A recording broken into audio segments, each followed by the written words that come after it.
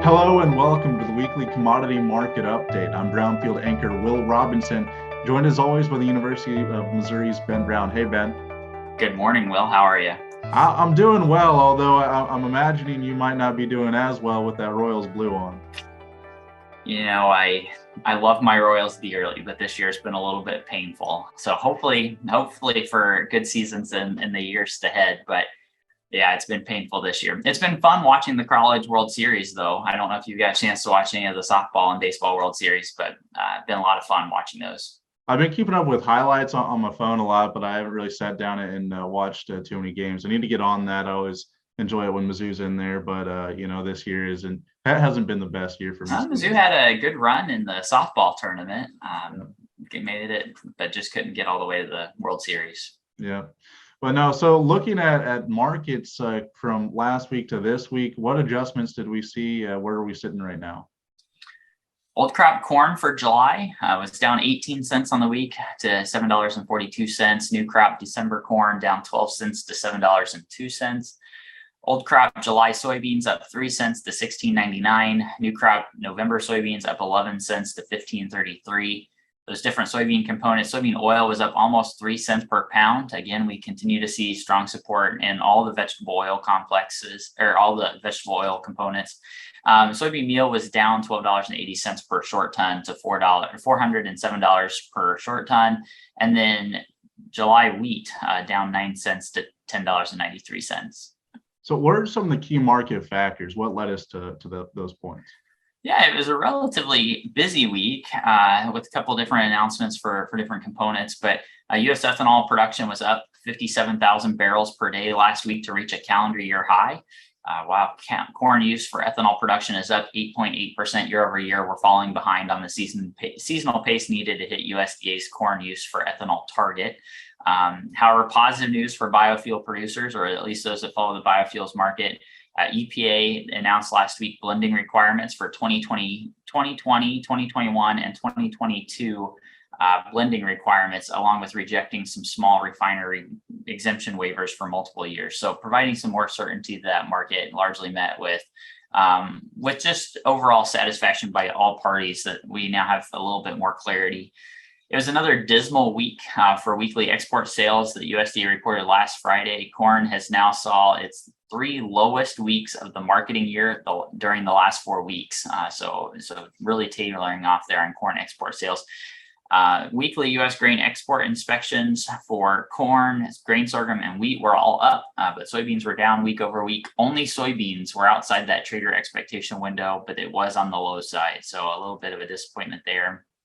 This week's crop production basically showed the U.S. corn crop planted. I like to remind people that there's 2 ways that planting progress can go up. It can actually be planting acres, or it can actually be lowering the number of intended corn acres. So as people decide, hey, I'm done planting for the year, I didn't get everything planted, but I'm done, that can also increase that corn planting number. And so it came in at 94% compared to 86% last week. So I think we're basically there. Winter wheat planting and soybean plantings, especially in the upper plains, I continue to remain behind.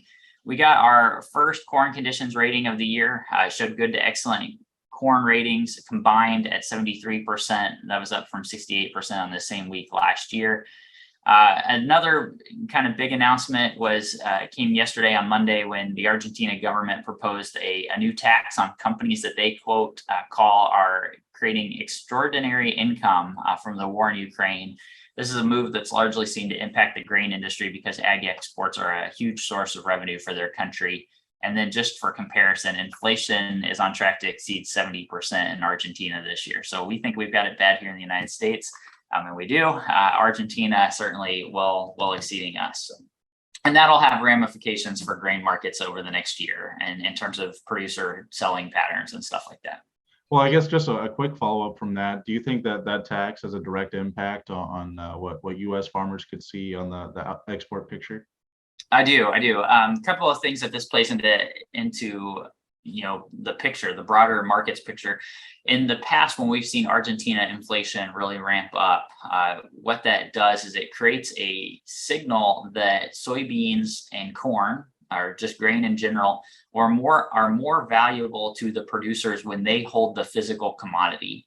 And so instead of selling the product to an elevator and getting pesos from the elevator, they would prefer to hold that grain in their bins, because when they need cash for whatever, if they can take it and sell it right then and then buy their input or buy their tractor or pay down debt, whatever it might be, is a heck of a lot better than selling that product into the market now, because a year from now, it could be half as valuable as what it is. So again, when we think about producer behavior patterns in Argentina, this really plays into not having the grain to the export terminals to be able to export. And so that could open some additional windows for US producers to export some more grain. Well, it's interesting because you mentioned that the reasoning behind that tax is, profits that are really made off the Russian-Ukrainian war. But what's interesting there is that that's also increased the cost of inputs and made supply chains more expensive around the world. So it's almost, maybe grain producers in South America and the US have gotten more benefit, or I guess a higher price for their grain, but it's also cost them more to make. So you'd imagine a tax like that down there would be pretty harsh on producers. Yeah, no, it is. And it's this protectionist thing that we've talked about in the past of, Argentina is trying to find ways to control domestic inflation within their country, also help consumers, people that buy and consume grain, whether that's livestock producers to produce meat or whatever. And so this is a way to generate revenue for the government, but then also to make sure that, they're controlling for some of the other things that are propping up prices within their country. Well, just looking at some ongoing and developing things within the Russian-Ukrainian discussion. Russia recently, took over, destroyed Ukraine's third largest port, and so that you'd expect that to impact the potential for a Ukrainian trade corridor coming out of the country that's been in discussion, I guess, for the last couple of weeks. So where do you see that impacting the market and global trade?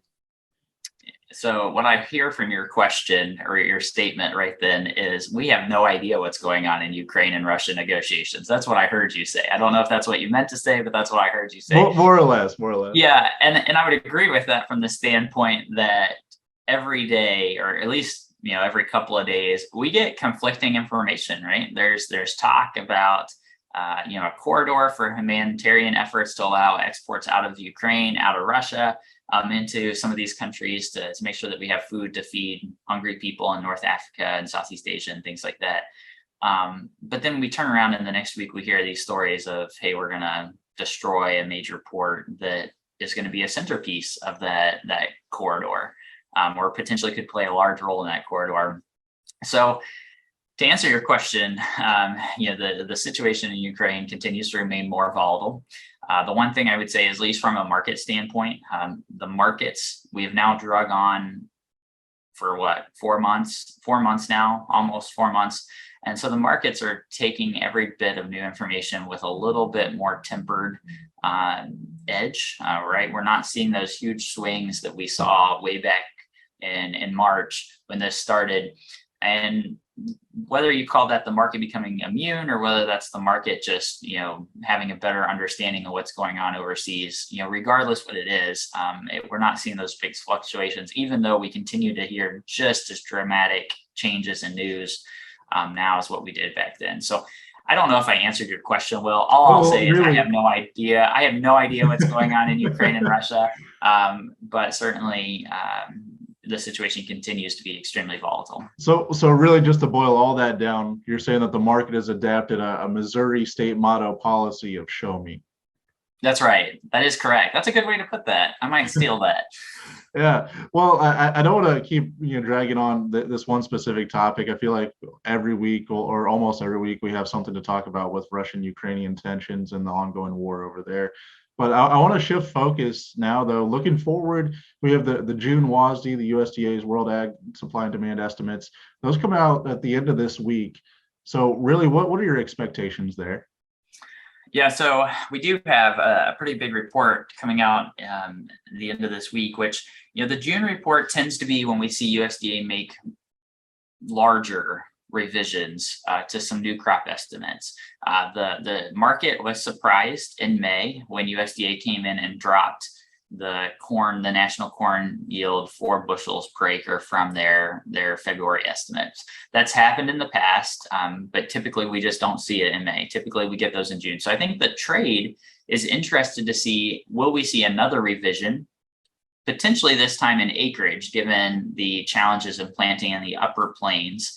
And now that corn harvest seems to be corn planting seems to be relatively finished, that we might see some revisions there. So on the old crop side, not a lot of changes, maybe building some soybean export or some soybean ending stocks on some smaller soybean crush values that kind of build those ending stocks for old crop, but not by much.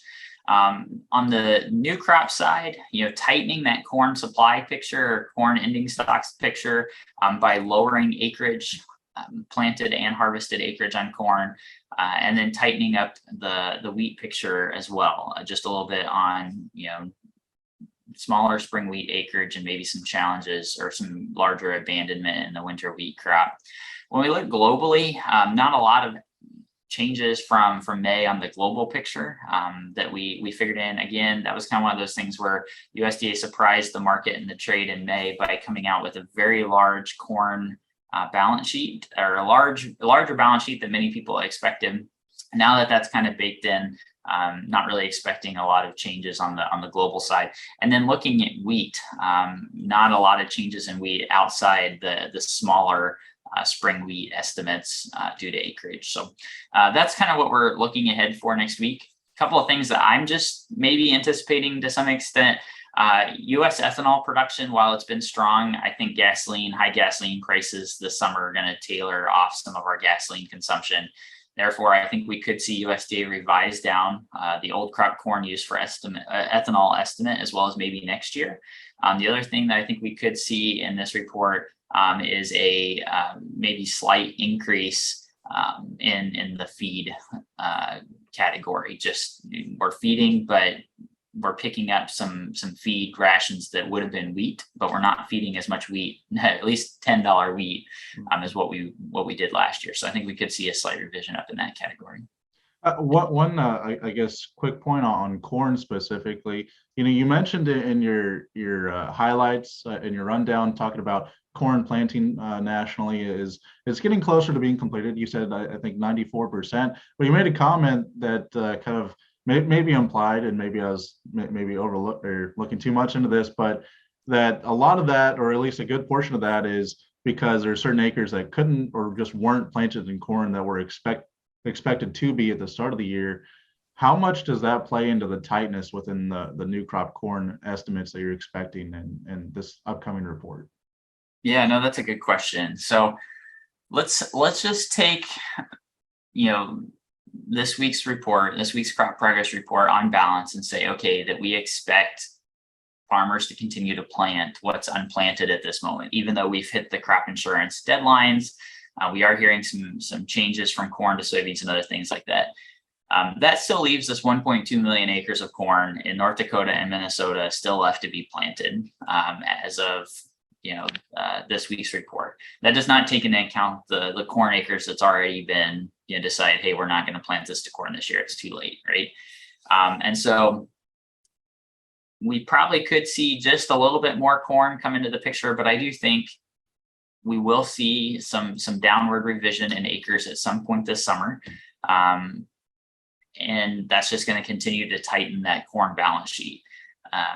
The reason I'm kind of maybe pausing here a little bit is trying to figure out, do we see high prices ration demand enough that it counters that drop in supply? The reason I'm pausing is I think we'll probably continue to see strong exports of corn, relatively strong exports, maybe not the records that we saw in 2021, but I think strong exports of corn, especially with all the other challenges around the globe.